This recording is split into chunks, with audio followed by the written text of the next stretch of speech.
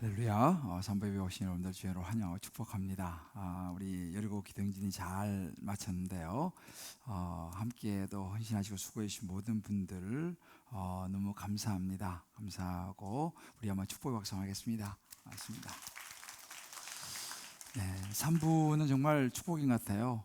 제가 오늘 찬양을 들으면서 순간 이번에 게스트를 하나 바꿔야 되나 이런 생각을 할 정도로 제가 지금까지 들어본 10편, 23편 찬양 중에 가장 베스트였어요.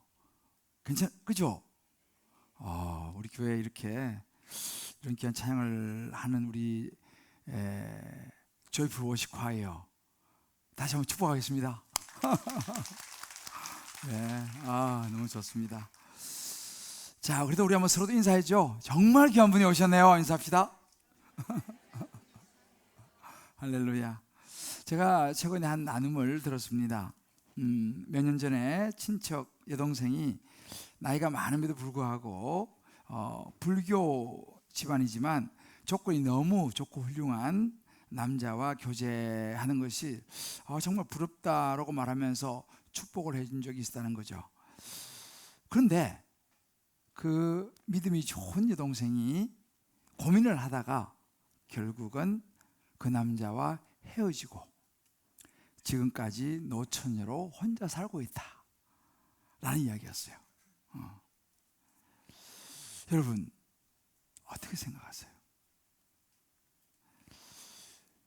나이가 들어가면 아무래도 이제 그런 만남의 기회가 줄어들 것이고 그런 기회가 좀처럼 오지 않을 수도 있는데, 여러분 이 자매가 어리석은 선택을 한 것이겠습니까? 우리 이렇게 생각할 수 있죠. 결혼해서 전도하면 되지. 자, 한번 생각해 보십시다. 저와 여러분이라면 어떤 선택을 했겠습니까? 우리는 살아가면서 계속 선택을 해야 돼요. 선택에는 기준이 필요하죠. 우리의 삶에 또 우리의 행동 다 기준이 필요하죠. 그 기준이 무엇인가에 따라서 우리는 선택을 하게 됩니다. 그 선택 기준이 하나님인가? 아니면 주변 사람들의 눈인가? 아니면 내 생각인가? 그 기준이 지금 내가 살아가는 내 삶의 현장 지금인가? 아니면 영원인가? 우리 한번 질문을 해볼 필요가 있다고 생각됩니다. 오늘 우리가 읽은 이 본문에는 당시 로마에서 파견한 갈릴리 또 베레아 지역을 다스리는 당시 분봉왕이라고 그러죠. 헤롯, 그리고 그 지역에서 광야에서 메뚜기와 석청을 먹으면서 하나님 나라와 복음을 전하면서 외치면서 살아가던 세례 요한 두 사람이 등장을 해요. 물론 그들의 선택은 달랐습니다. 이 헤롯과 세례 요한의 선택, 여러분 이제 우리가 한번 보게 될 텐데요, 그 사람들을 보면서 물론 시대는 2000년 전과 지금 시대는 다르죠. 그렇지만 사실은 사람의 본성과 우리의 세상을 보는 기준은 크게 다르지 않다고 봅니다. 그래서 저와 여러분도 우리가 이제 선택을 하면서 이제 살아가는 삶인데 한번 좀 생각을 해보면 좋겠습니다.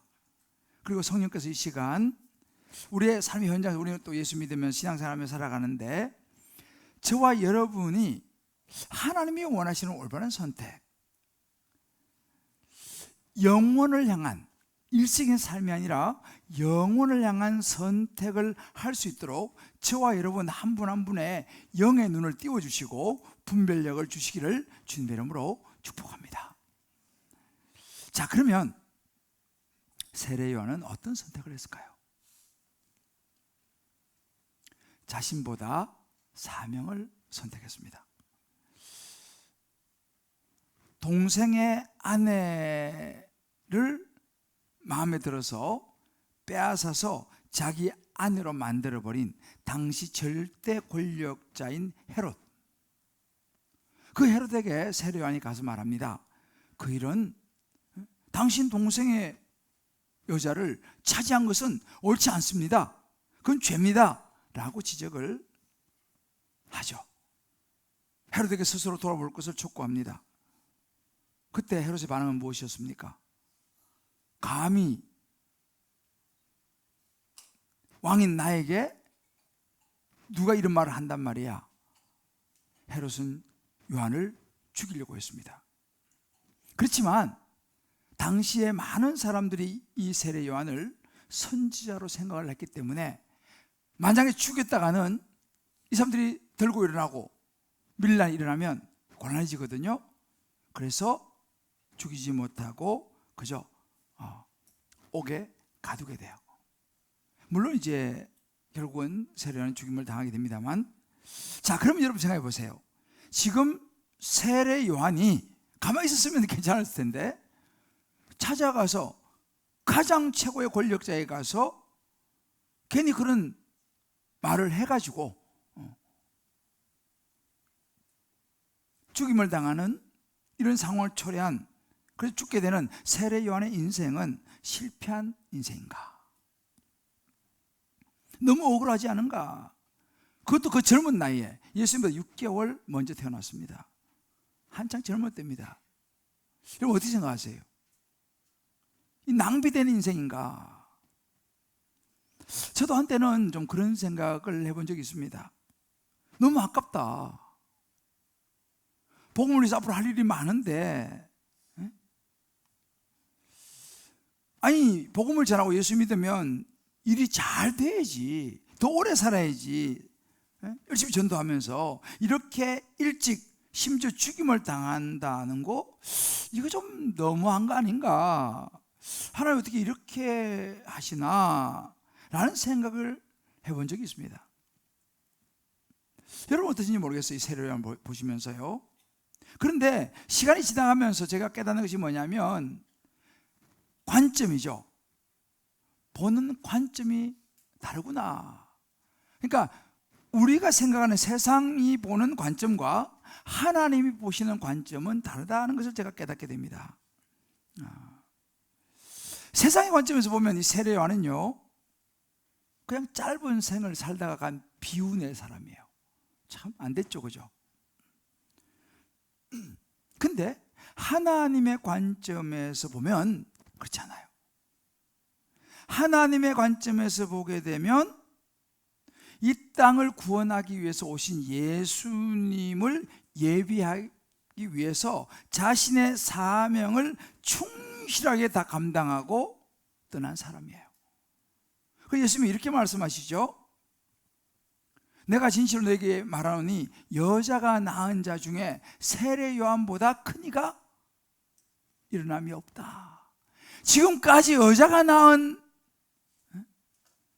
자녀 중에서 세례 요한이 가장 귀하다 라고 예수님께서 인정을 해 주셨어요. 이런 삶이라면 낭비라고 말할 수 있겠습니까? 여러분이 잘 아시는 사도 바울은 이렇게 고백했습니다. 내가 달려갈 길, 주 예수께 받은 사명, 이 사명이 뭐예요? 곧 하나님의 복음, 은혜의 복음을 전가하는 일, 이것을 마치는데 내 생명조차도 조금도 난 귀한 것으로 여기지 않는다 라고 바울이 고백합니다. 세례 요한과 같은 고백이죠. 정말 사명, 예수의 복음 전하는 걸 위해서 목숨을 내놓아야 된다면 나는 그 길 기꺼이 내놓겠다 라고 고백하는 것이에요. 이게 사명의 길이죠. 이게 세례 요한이 그 길을 간 것이죠. 바울도 난 그 길을 가겠다 라고 얘기하고 있습니다. 우리 지난주 한 주 동안 열일곱 기도 행진의 시간을 보냈습니다. 근데 좀 생각해 보세요. 세상의 관점으로 보게 되면 이 새벽에 나와서 이렇게 새벽 막 3시부터 나와가지고 4시 반 돼가지고 막 출발하고 하는 이 모든 것이 상당히 우스운 이야기 아니겠습니까? 이번에 보니까 뭐 인천, 저 뭐 수원, 광주, 양평, 뭐 저 위에 불광동 해가지고 어떤 뭐 여러 먼 지역에서 저 뭐 남양주부터 해가지고요, 애들 다 자는 애들 이 유모차 태워가지고 나와가지고 말이죠. 또 지방에서 또 온라인으로 돌고, 또 외국에 출장 가신 분은 또 출장 가서 또 거기서 또 돌고, 또 미국의 여러 지역, 뭐 뉴욕, 뭐 보스턴에서 또 막 돌고, 저기 뭐 캐나다, 뉴질랜드, 남미 뭐 여러 지역에서 있잖아요. 그 온라인 들어와서 여리고를 돌면서 때로는 금식을 일주일 동안 금식하면서 도는 사람이 있더라니까요. 제가 굉장히 도전도 되면서 굉장히 힘이 됐습니다. 여러분, 이거 어떻게 볼 것입니까? 믿는 사람들이 보면 참 웃기는 거예요, 그죠? 꼭 뭐 그렇게 기도를 해야 되나? 하나님 뭐 다 들으시는데. 그 피곤한데 그 새벽에 말이죠, 멀리서 와가지고 한번 이런 나눔을 해주셨어요. 부담을 넘어서는 힘, 사명입니다. 이렇게 얘기하더라고요. 야, 이걸 읽으면서 맞다. 부담을 넘어서는 힘, 그게 사명이더라는 거예요. 그러니까 어떻게 보면 이 여리고 기도행진이라는 것도 사명의 선택인 것이죠. 뭐 조용히 혼자서 기도할 수 있고 뭐 여러 가지 할 수 있는데, 하나님을 바라보는 그 걸음, 하나님이 내 인생에 개입하여 주시기를 간절히 간구하는 그 걸음, 그것은 어리석은 미련한 걸음이겠냐는 거죠. 이번에 한 분은 그런 간증을 하시더라고요. 여리고를 16년 돌았는데 16년 만에 남편이 교회 등록을 했다는 거예요. 그동안 그렇게 여리고를 돌아도 안 했는데 16년째 여리고를 도니까 남편이 교회 등록을 하더라는 거예요. 할렐루야. 포기하지 않는 것도 믿음이에요. 내가 보니까 포기하지 않는 것도 믿음이에요. 한 집사님은 이런 고백을 하더라고요. 선이 악으로 돌아올지라도 기도를 멈추지 않을 것을 결단합니다. 더욱 영혼 구원에 집중하리라. 앞으로 전도할 때 거절당하더라도 자신을 치르는 사람이 있어도 하나님께 더욱 의지하며 나아가기 결단합니다. 이런 나눔을 하더라고요. 믿음의 선택이죠. 이게 여러분 세례 요한의 길입니다. 세례 요한은 이런 길을 선택했던 것이죠. 그럼 헤롯은 어떤 길을 선택했습니까? 헤롯은 자신의 자존심을 선택했습니다. 자신의 유익과 자신의 생각을 선택했죠. 마침 헤롯의 생일이 되었어요. 왕의 생일이 되었습니다. 근데 그 생일날 빼앗아서 부인으로 삼았던 그 여인의 이름이 헤로디아예요. 헤로디아에게 어린 딸이 있었던가 봐요. 그 딸을 그 헤롯 왕의 잔치상, 그 연회를 베푸는데 거기서 춤을 추게 한 거예요. 그러니 한 잔 들어갔겠다, 아주 영이 올라오겠다. 근데 거기서 예쁜 그 딸이 나와서 이 살로메라고 나와서 춤을 추니까 이 헤롯이 너무 기쁜 거예요. 그래서 무슨 이야기를 하냐면, 야, 너 원하는 게 뭐냐? 네가 무엇이든지 내가 원하는 거 다 해줄게. 그럼 맹세를 해버려요. 맹세하고 약속을 해버립니다. 남자들 좀 이런 성향이 있죠. 좋으면 막 그냥 막 질러버리는 거. 조심해야 돼요. 헤롯이 그 약속을 해버리는 거예요. 이 딸이 뭘 알겠습니까? 엄마한테 가서 물었겠죠. 엄마, 이렇게 원하는 거 다 해달라는데 뭘 이야기하면 좋겠냐고. 헤로디아가 다 이야기하죠. 가서 세례 요한의 목을 달라고 해라. 끔찍한 이야기를 합니다. 그 얘 어린이 뭐 모르잖아요. 엄마가 시킨 대로 와가지고 세례 요한의 머리를 소반에 앉혀서 주십시오. 목을 요구합니다. 참 기가 막힌 일이 일어났어요. 여러분, 아무리 술에 취해가지고 그런 상황이라 하더라도 이런 요구는 이게 쉬운 요구가 아니에요. 헤롯이 잠시 근심합니다. 왕이 잠시 근심해요. 그런데 어떻게 해요? 이미 자기 맹세를 했죠. 그 주변 사람 다 보고 있죠. 자기 자존심과 체면이 있잖아요. 어떡합니까? 이미 이야기를 해버렸는데. 어쩔 수 없이 이 끔찍한 일 명령해서 세례요한의 목을 가져오게 합니다. 역사에 기록될 끔찍한 죄를 헤롯이 범하게 됩니다. 여러분, 이런 사람이 성경에 또 있어요. 빌라도를 아시죠? 예수님이 죄가 없는 것을 빌라도는 알았어요. 그런데 사람들이 예수를 죽이시오 하고 막 밀란을 일으키려고 하니까 자기 자리가 위태롭거든요. 자기 공경이 취하는 거 싫거든요. 이거 난 모르겠다. 난 잘못이 없어. 손 씻으면서 예수님을 죽게 내주죠. 그 빌라도의 이름은요, 지금도 주일이면 수십만, 수십여 개 크리스찬 입에서 사도신경을 통해서 본디오 빌라도에게 고난을 받으사 십자가에 못 박혀 죽으시고, 참 영원한 저주의 이름이 되고 말았습니다. 이사야는 이렇게 얘기했습니다. 그들은 사람의 영광을 하나님의 영광보다 더 사랑하였다 그랬어요. 이 사람의 특징이 뭡니까? 사람의 영광이죠. 사람의 눈치를 보는 거죠. 저 사람이 나를 어떻게 생각할까? 하나님의 영광, 영원한 것보다는 지금 사람들한테 내가 어떻게 보여질까? 여기에 따른 선택을 한 사람이에요.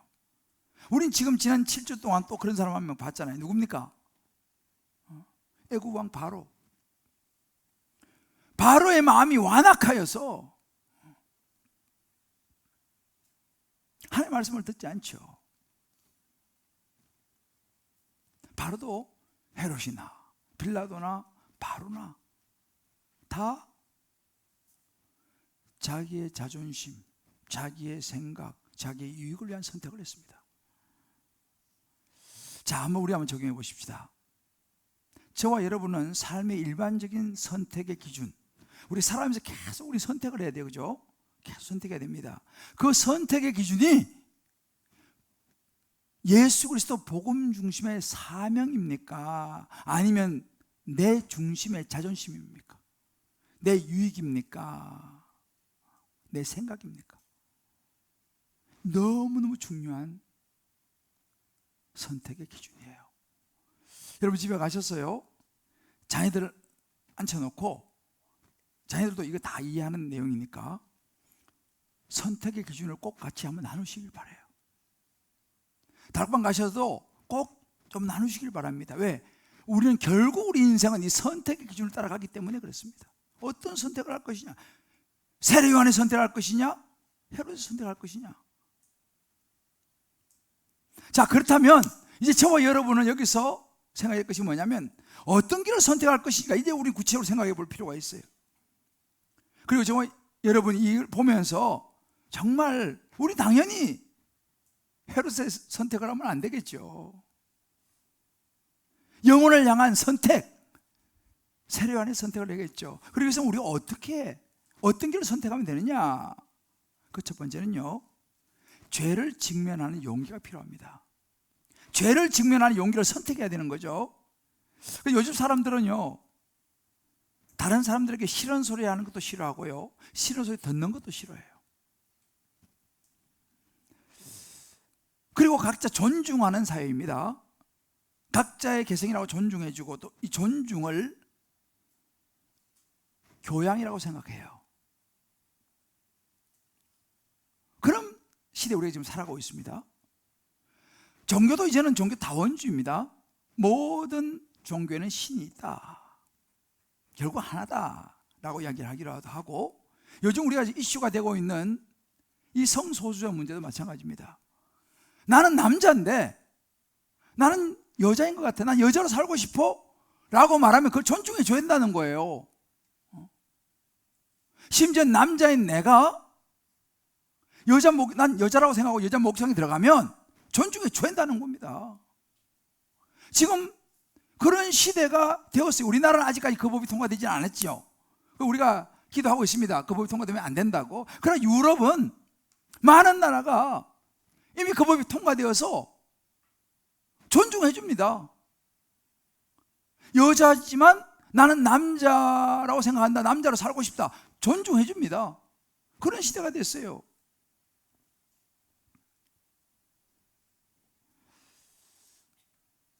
여러분, 이것이 옳은 일일까요? 이것에 대해서 가만히 있어야 될까요? 그저 좋은 게 좋다고, 난 싫은 소리 하기 싫다고 가만히 있어야 될까요? 한 집사님이 안 믿는 남편입니다. 한 번씩 교회에 대해서 안 좋은 이야기를 하고, 야, 교회 다니는 사람들이 왜 그래? 이런 이야기를 자주 한다는 거예요. 그래서 하루는 그랬다는 것입니다. 교회 다니는 사람들, 교회에도 죄인들이 오는 곳이라고. 죄인들이 오기 때문에 완전하지 않으니까 그런 일이 생길 수 있고, 그러니까 예수 믿어서 하나님의 구원이 필요한 거 아니냐고. 그래서 우리가 하나님이 필요한 거라고 이야기해 줬다는 거예요. 그 다음부터는 그런 얘기를 안 하더라는 거예요. 맞죠? 여러분, 우리는 잠깐 생각하면 교회 다니는 사람은 마치 완전한 사람, 교회는 마치 완전한 어떤 공동체라고 생각할지 모르지만, 여러분 그렇지 않습니다. 그리스도의 말이 맞죠? 여러분, 예수 믿는다고, 신앙생활 한다고 여러분 안 넘어집니까? 실수 안 합니까? 죄 안 짓습니까? 목사라고 해서 실수 안 하고 죄 안 짓습니까? 목사라고 완벽합니까? 다른 목사님들은 모르지만 저는 완벽하지 않아요. 넘어지기도 하고 실수하기도 하고.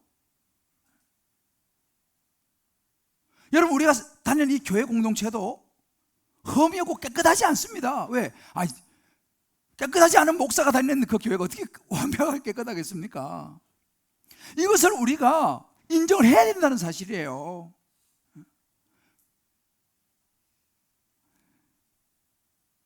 헤롯이요, 보세요. 헤롯이 그 나쁜 짓을 했죠. 헤롯이 나쁜 짓을 한 것도 죄지만 더 큰 문제는 뭐냐? 그 죄를 인정하지 않았다는 거예요. 그게 어디 겠습니까? 구원을 받지 못하는 거죠. 만약에 세례 요한이 와가지고 지적하고 당신 그 죄요 했을 때, 아유 내가 실수한 것 같다, 내가 잘못한 것 같다 라고 회개했다면, 인정했다면 그는 구원받을 수 있는 기회가 있었겠죠. 근데 내가 왕인데 누가 나한테 그런 이야기를 해? 죄를 인정하지 않았습니다. 구원받지 못했죠.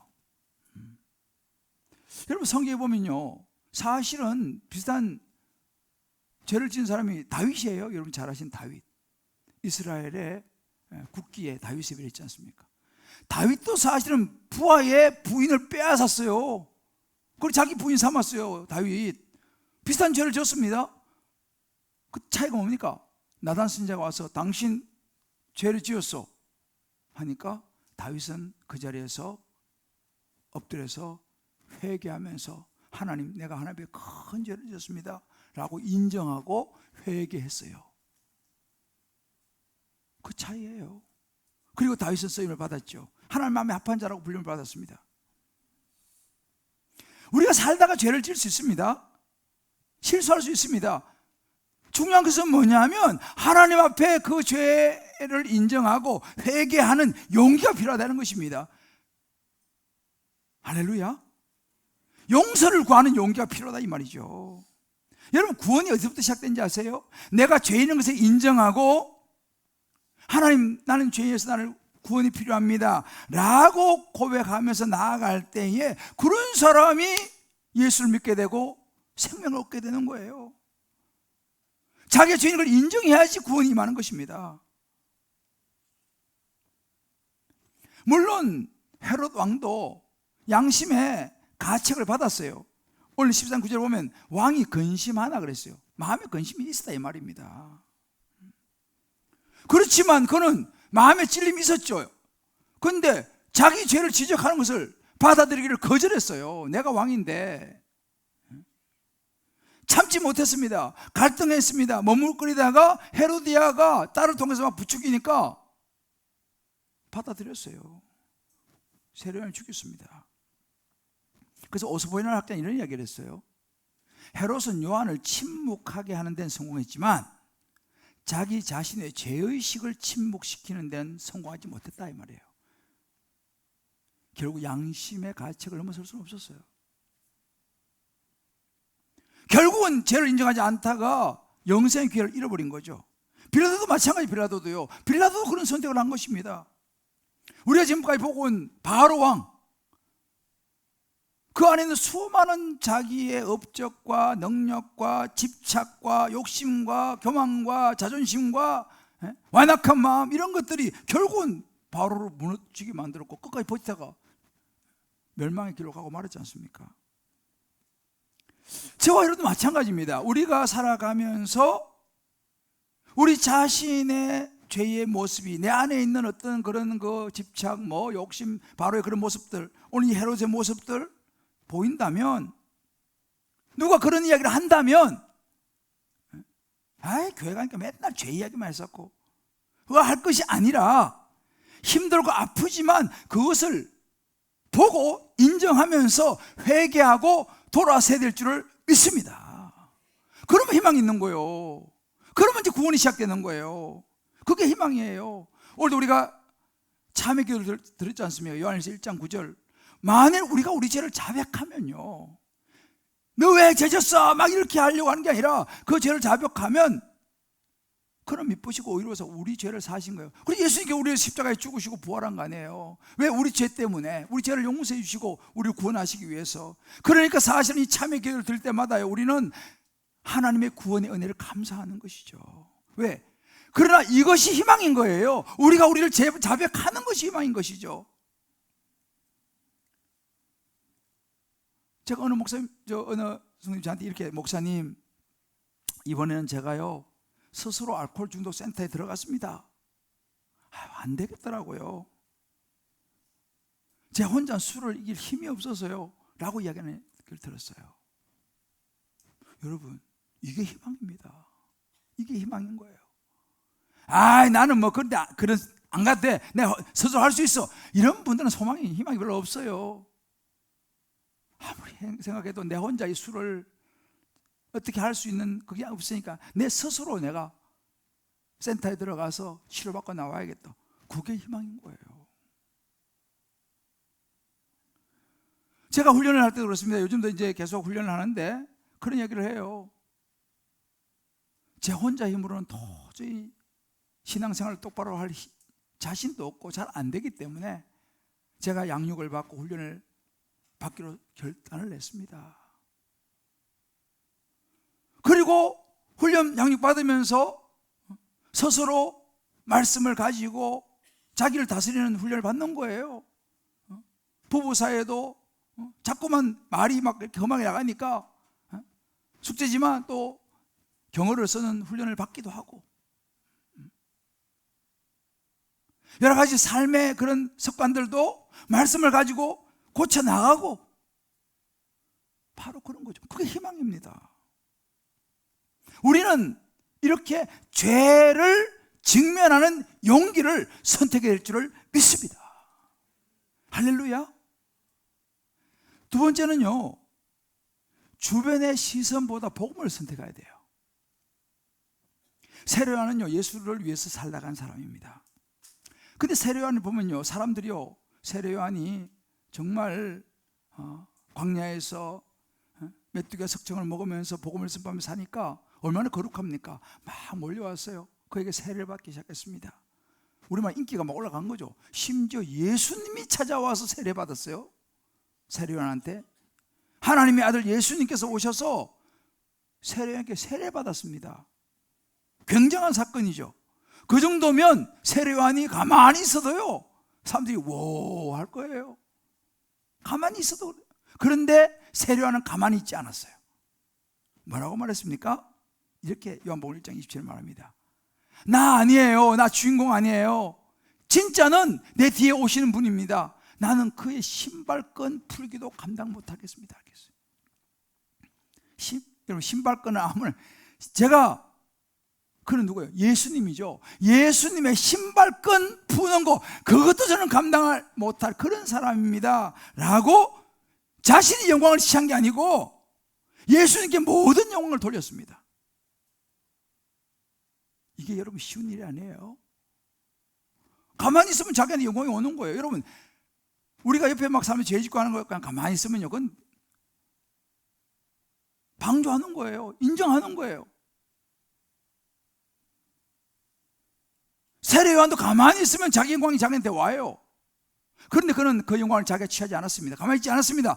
나는 예수님이면 난 아무것도 아니에요. 주인공 예수님이에요. 그런데 이것이 어떻게 나타나냐면요, 세례 요한이 목배에 죽었지 않습니까? 그 다음에 그를 따르던 제자들이 있었어요. 이 제자들이 어떻게 했을까요? 낙심하고 절망해서 뿔뿔 흩어졌습니까? 아니요. 성경에 보게 되면요 그들이 예수님을 찾아가요. 예수님을 찾아가서 예수님에게 이 일을 아뢰고 예수님을 따르는 제자가 돼요. 무슨 이야기입니까? 세례 요한이 너무너무 양육을 잘했던 거죠. 그 세례 요한이 자기가 영광을 취하고 했다면 그 제자들이 자기 죽고 나면 절망을 하시면 뿔뿔 흩어졌을 거예요. 그런데 그는 나 아니에요.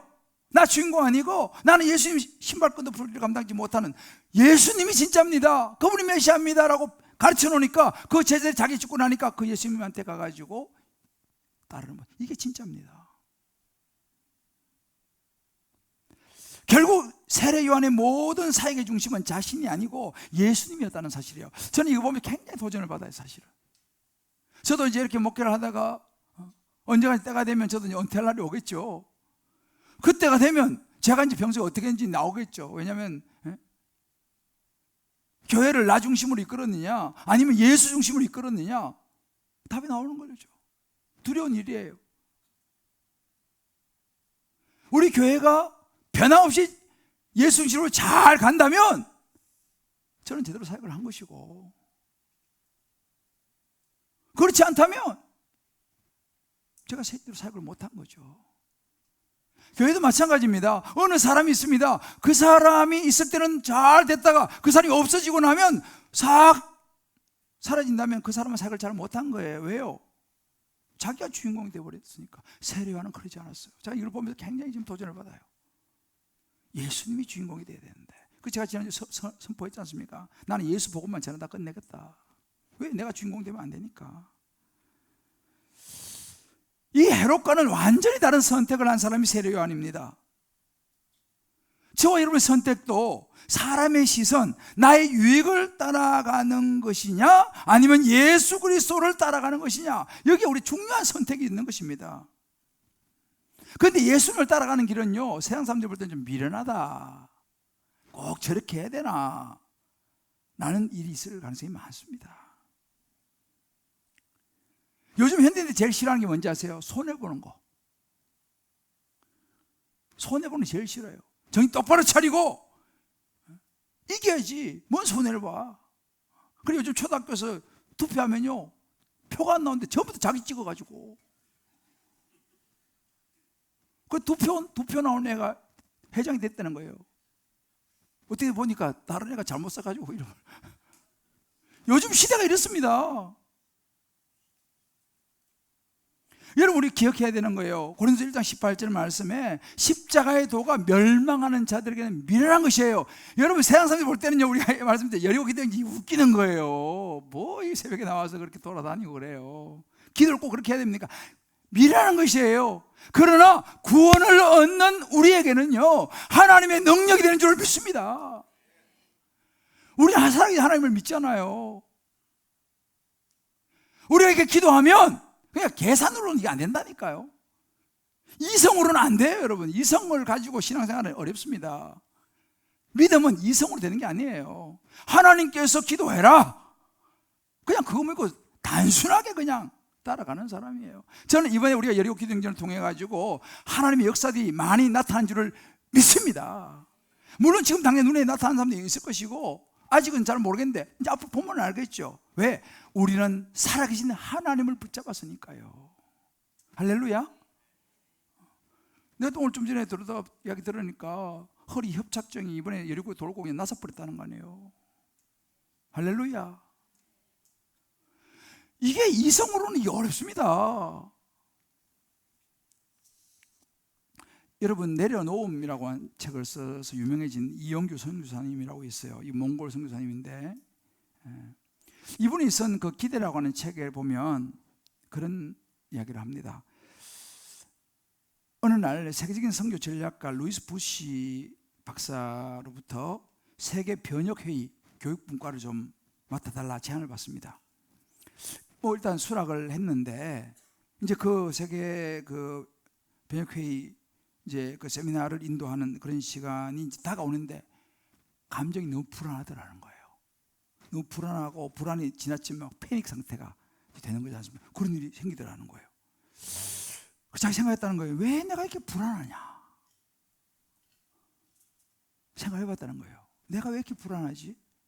근데 이분이 발견을 한 거예요. 자기 내면의 문제였다는 거죠. 자기 마음 내면에 숨기고 싶은 약점이 있더라는 거예요. 뭐냐면 이 사람이 미국 하버드 출신입니다.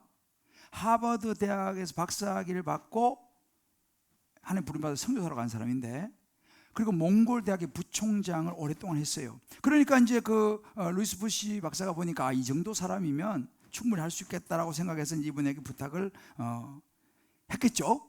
그런데 수락은 했지만 영성 교사가 자기가 생각해 보니까 자기는 국제대회로 참여해 본 경험도 없고 자기가 영어를 그렇게 완벽하게 할 실력도 솔직히 부족하고, 그런 생각을 하니까 야, 내가 이번에 이거 하다가 실수하고 잘못하면 사람들이 나를 어떻게 생각할까?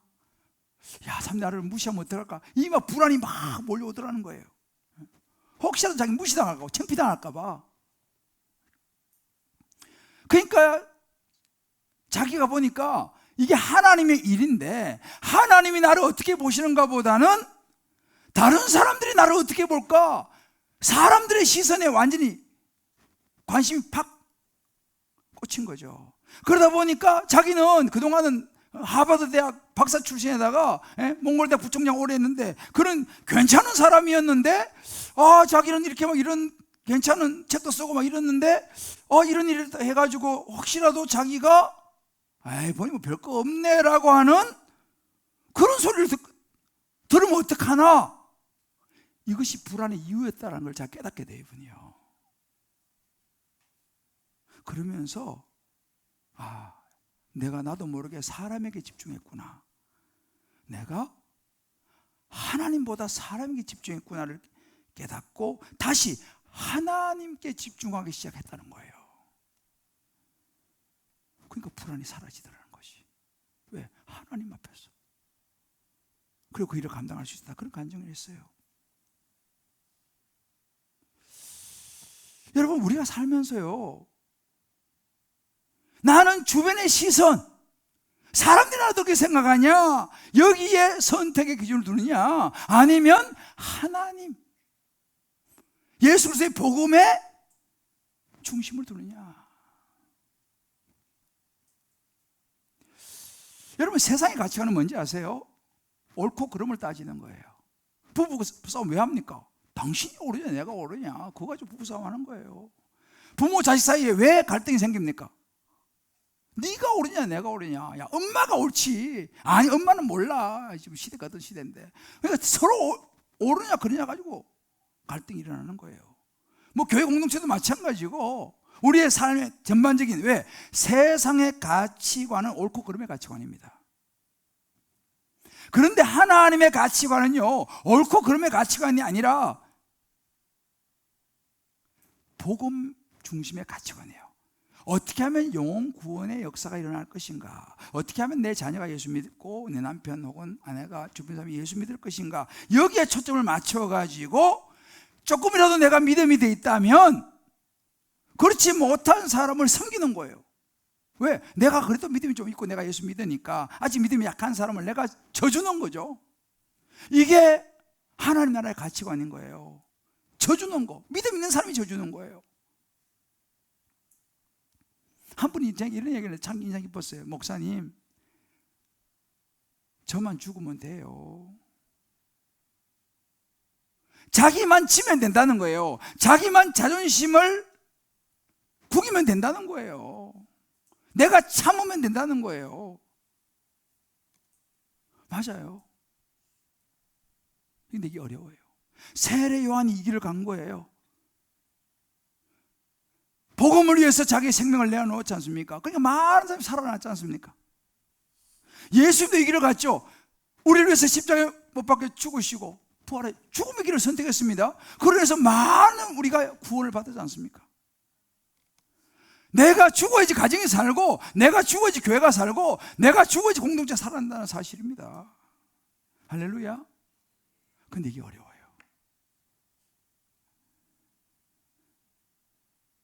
참 어려워요. 이렇게 말하는 저도 정말 어렵습니다. 목회하면서도 잘 안 죽어져요. 죽는가 싶으면 살아나고, 죽었는가 싶으면 또 살아나. 이게 완전히 죽은 게 아니라 기절한 거지.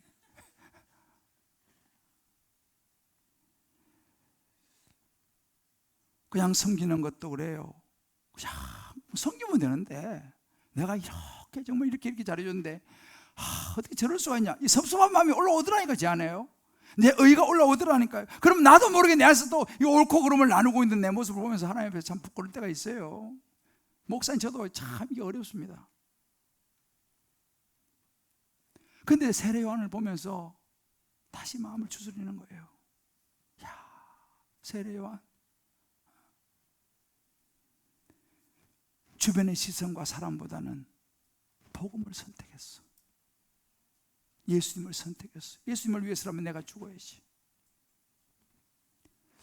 한번 적용해 보십시다. 우리는 먼저 주의 은혜를 받은 자로서 이번에 따단 동행이 시작됩니다. 이제 다음 주 다락방, 그 다음 주 이제 교회에서 하는데, 따단 동행에 믿지 않는 오이코스를 초대할 때 무엇 때문에 우리는 주저합니까? 상대방이 싫어할까봐, 교회 한번 가자 말하면 상대방이 싫어할까봐, 관계가 어색해질까봐, 남의 눈을 의식하면서 저 사람이 나를 어떻게 생각할까 싶어서 교회 한번 가자고 아직도 내가 초청장을 내밀지 못하고 초청하지 못하고 있지는 않습니까?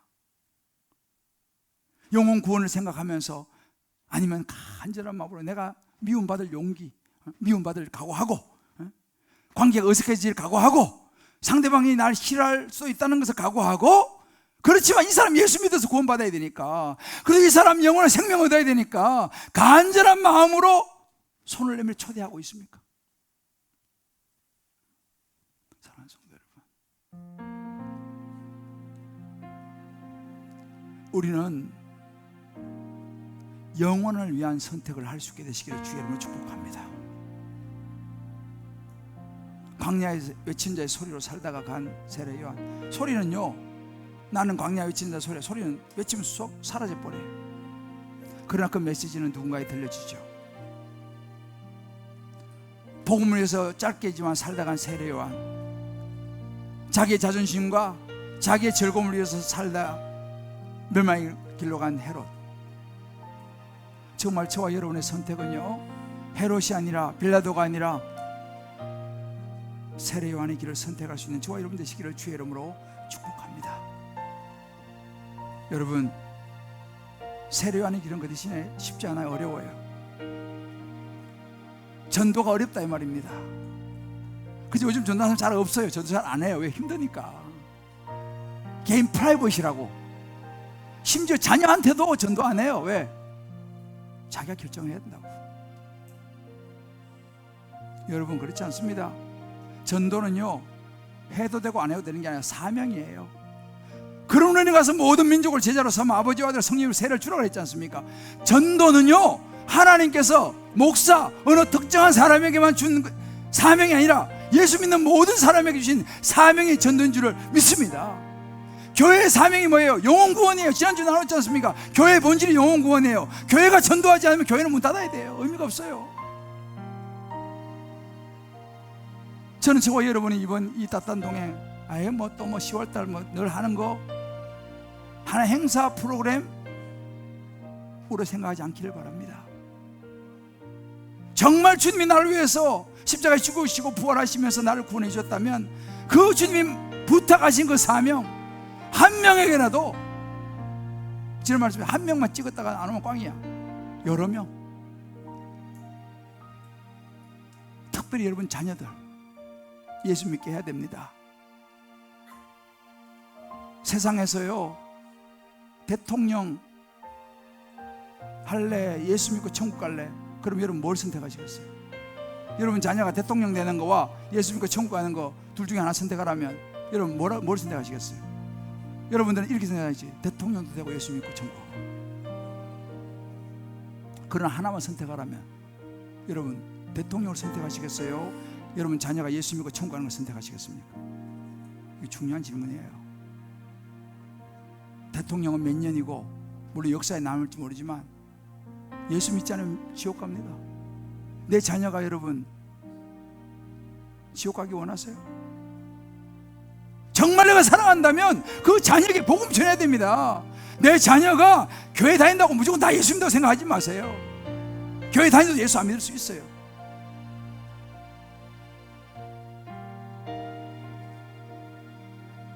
우리 자녀의 교회로 초청해야 됩니다. 여러분 사랑하는 사람, 정말 사랑한다면 초청하셔야 됩니다. 예수 믿게 하셔야죠. 내일 일을 알지 못하는 인생인데 예수 안 믿다가 내일 무슨 일이 생기면 누가 책임집니까? 확실합니다. 이것은요. 이번 따뜻한 동행 여러분들 다 초대하시기 바라요. 여러분 안 믿는 남편, 먼저 가족들, 가까운 사람, 지인들 초대하셔서 예수 믿게 하셔야 돼요.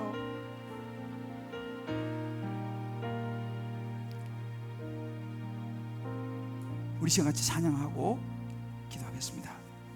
오늘 사명이라는 찬양인데요, 세례요한이 간 길이 복음을 선택한 길이었다면 저와 여러분도 이 찬양 같이 부르고 정말 내가 마음에 품었던 오이코스를 위해서 기도했으면 좋겠어요. 내 가족 중에서, 내 가까운 사람들 중에서 예수 안 믿는 사람들 우리 같이 기도하자고요. 주님이 홀로 가신 그 길입니다.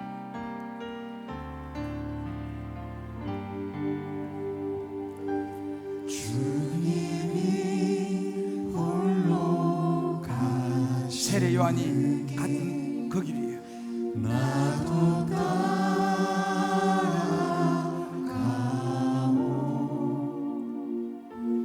모든 물과 비를 흘리신 그 길을 나도 가오. 험한 산도 나는 괜찮소. 바다 끝이라도 바다 복음을 위해서, 끝이라도 나는 복음을 전하기 위해서 죽어가 예수를 모르고 살다가 저들을 위해 영원한 멸망의 길로 가는 그들 위해서 나를 버리길 바라오. 아버지 나를 보내주오. 나는 달려가겠소.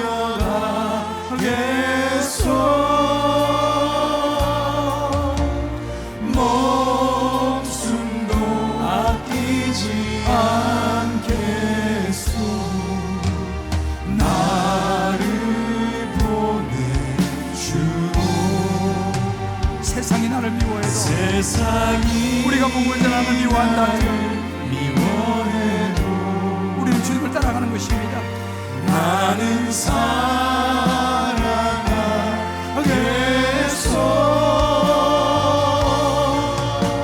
세상을 구원한 십자가 나도 따라가오. 생명을 버리면서 생명을 버리면서까지 나를 사랑한 당신, 나를 사랑한 당신, 이 작은 나를 받아주오. 나도 사랑하오.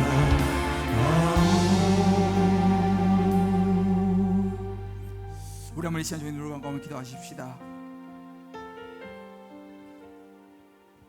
여러분, 주위에 가족 중에 또 가까운 지인이나 동료 중에 아직 예수님을 믿지 않는 분들이 있을 거예요. 우리 한번 그들을 위해서 기도하십시다. 이번에 주보에 보면 그 이름이 올라와 있어요. 아직 미처 올리지 못한 분들은 오늘 올리시길 바라고. 혼자 기도보다는 수백 명이 기도하면 훨씬 힘이 있잖아요. 우리 한번 이 시간 하나님 그가 꼭 예수 믿게 해주십시오.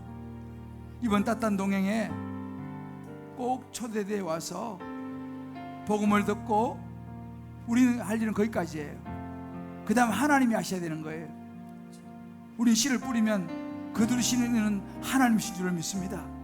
하나님 이 자리에 꼭 내가 초대할 수 있도록 그의 마음을 열어주시고 저에게 용기를 주세요. 저를 미워한다 하더라도 주님 복음 앞에서는 정말 손을 내밀고 초청할 수 있는 용기를 주세요. 우리 한번 주님 부르고 우리의 주변에 믿지 않는 오이쿠스를 위해서 이번에 초청을 위해서 같이 한번 기도하겠습니다. 주여 아버지 하나님을 사랑하고 사랑합니다. 하나님 아버지 오늘 삶을 주셔보게 하시고 다시 한번 우리가 사랑하는 감사합니다. 하나님 아버지 하나님 아버지 하나님의 뜻을 하나님 아버지 하나님 아버지여 우리가 아버지 하나님 해보시길 하나님 주님들을 선대할 것이 아니라 하나님 아버지 하나님 영혼을 선대하기 하나님의 영혼을 선대하기 원합니다. 생명을 선대하기 원합니다. 조건들을 선대하기 원합니다. 정말 예수가 필요합니다. 우리 자녀를 예수 믿게 도와주시고 우리가 사랑하는 사람 예수 믿게 도와주시고 어떻게라도 지금 복음 듣고 예수 믿는 주여 하나님 오시기 원합니다. 이번 따뜻한 주님을 하나님 오시옵소서. 생명을 하나님 아버지 예수님 나와서 아버지 예수님으로 내어야 주여 우리 가운데 나를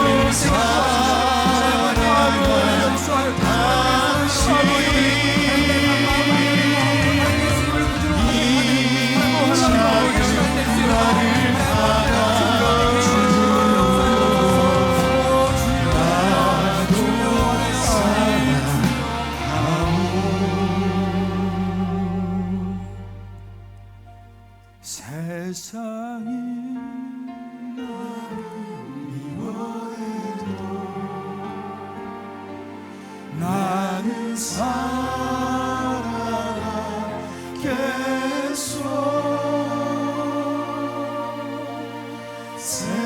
세상을 구원한 십자가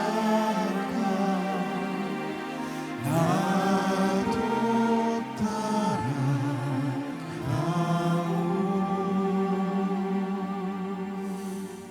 하나님 아버지, 우리가 살고 있는 세상은, 우리가 살고 있는 이 시대는 다 자기가 주인이 되기를 원합니다.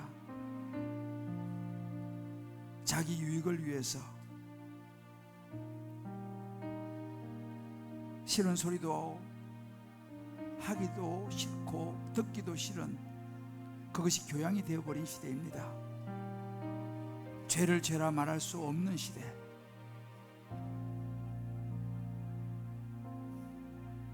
하나님,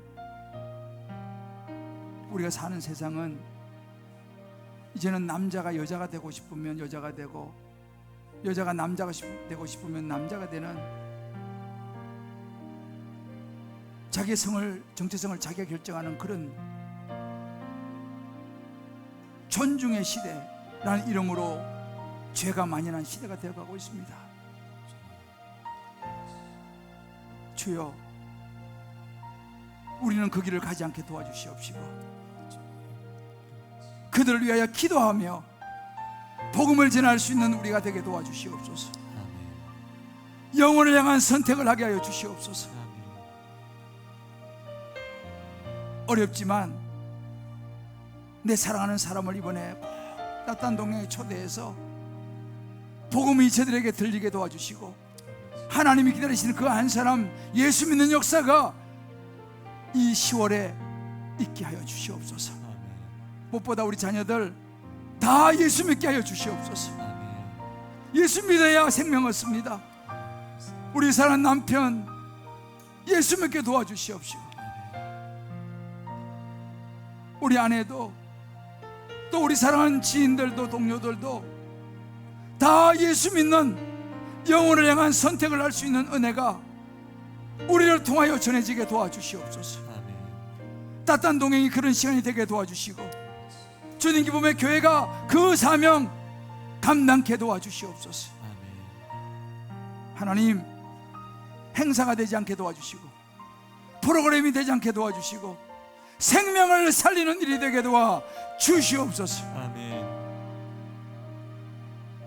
주여 도와주시옵소서. 예수님의 이름으로 기도합니다.